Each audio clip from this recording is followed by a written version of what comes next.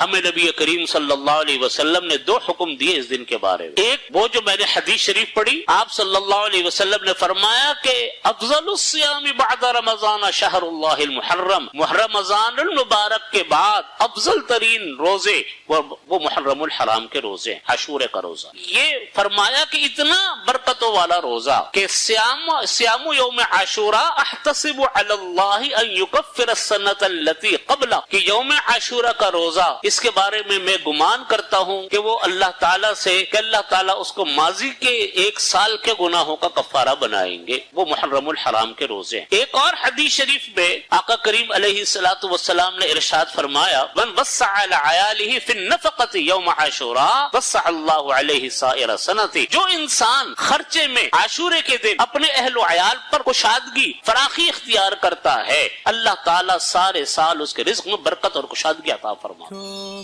social media پر سب سے قدیم اور سب سے ریلائبل برانڈ درسقرآن.com